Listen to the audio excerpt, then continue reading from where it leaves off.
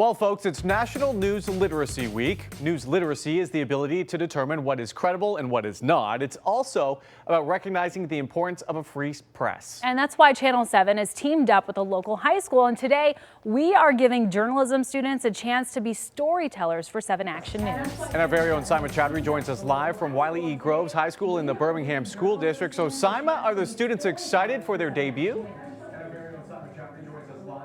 Oh, they are so excited. You can actually hear how electrifying this theater is right now. We have been so excited about this project. We got a chance to work with the students a few weeks ago and try to show them what it takes to put a news story on our channel. Now, these students here, they didn't have to go too far for inspiration. In fact, one of their fellow students is dealing with such a tragic issue here. A lot of people are affected by cancer, and this student and his family is. So that's why they decided to turn to him to have him be the subject of their story. He is doing so much to raise money and awareness for bladder cancer. And so they decided to do a story about him.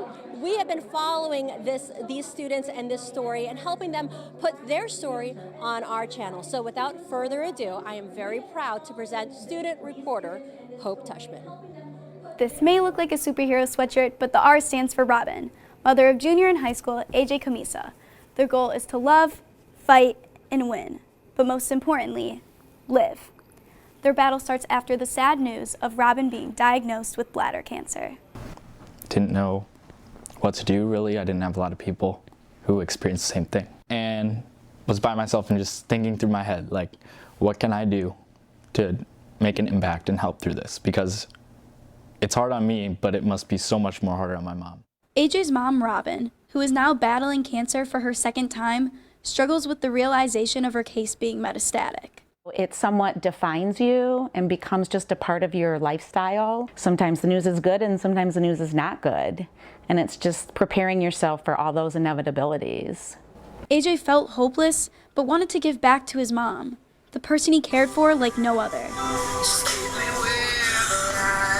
And so I listened to this one song by John Mayer called Gravity. And there's a part in the song where he says, "Keep me where the light is." And it just repeats it over and over again. And I was just like, I gotta keep my mom where the light is. And that's when the 16-year-old decided to start a t-shirt campaign. It clicked in my head like, Robyn the superhero, my mom, is gonna be a superhero when she's going through this fight. And through their roughest times, Robyn and AJ truly felt embraced by the community. The support of specifically the Groves community was really overwhelming. Last year, the t-shirts came in during freshman sophomore show, and for me to show up there and see all these kids wearing their shirts, it really made me feel loved. In that moment, AJ knew that it was time to give back, to do something for somebody else too. Like, I wanted to help other people, which is why I decided to donate money to the American Cancer Society. AJ and Robyn hope that they can continue to inspire people to donate to not only help them, but other people in similar situations as well.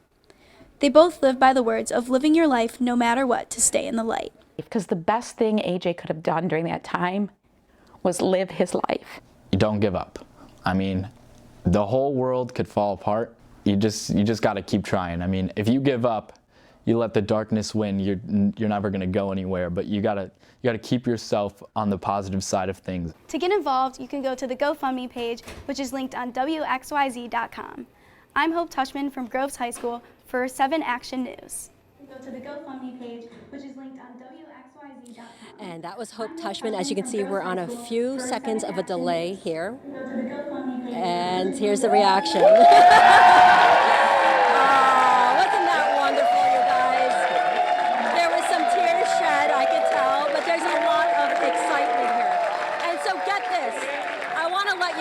That last year, AJ raised $7,000, and so far this year, he's raised $1,700. And so one of the parts of this project that gets me so excited, I told the students, I'm like, the power of being able to tell a story on a platform like WXYZ, well, that's where you, the viewers, come in. They always show up. They always contribute to the GoFundMe page. So why don't we go ahead and show Groves what we can do as an audience, as a station, as WXYZ viewers. So you could find those links on our website at WXYZ. WXYZ.com. You'll find the GoFundMe page. You'll also find the information on where you could get those super cool shirts.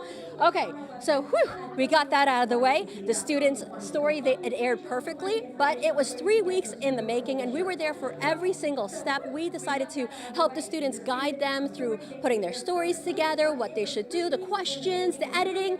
So here is a look at some of the behind the scenes.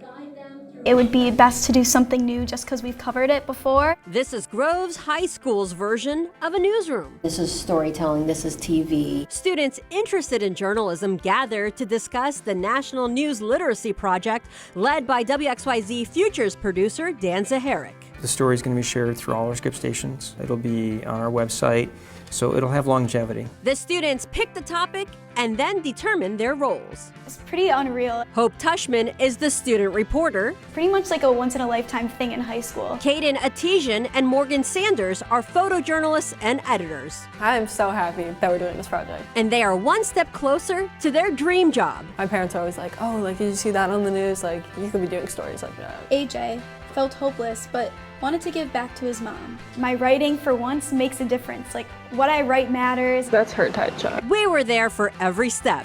They first came to the station for a tour. Then they held their own editorial meeting. Had no idea how many people were really involved and how much time it took. After deciding to focus on AJ Camisa's story, they sat down and interviewed him and his mother, Robyn. We'll record both of these at the same time. With guidance from WXYZ photojournalist Mike Glover, they set up their cameras. This is their school's equipment. The hardest part for me was like going into their house and like moving stuff around. I know that seems like so small, but like even like moving the chair, I felt like weird to like set up the camera and be like, oh, we're just gonna record your life and we're gonna see how you react. Hope started asking questions, but we quickly reminded her to make the interview more conversational. I think I was so focused on my questions that I wasn't really in the moment at first, but once you really talked to me and you explained like, I don't need to like rush it, I can just like be in the moment.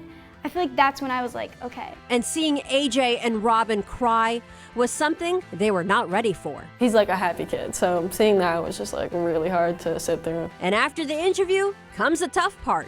How do you take this story and condense it down to just a few minutes? Wow, this is a little overwhelming. And after days of writing and editing came their finished product. And now they are one step closer to their future career. I have a better idea of what exactly broadcast journalism is and something that maybe I want to go into. Their future career. I have a better idea of what exactly. Oh, we love hearing that. What a way to kick off National News Literacy Week. We have more information on our website at WXYZ.com, including those GoFundMe links. Make sure you check it out. We're live at Groves High School. I'm Simon Chowdhury for 7 Action News. Simon, I can see why you're so proud. They did an excellent job. And Alan, I think the journalists of the future are coming for our jobs. Absolutely, yeah. All right, Simon, thank you.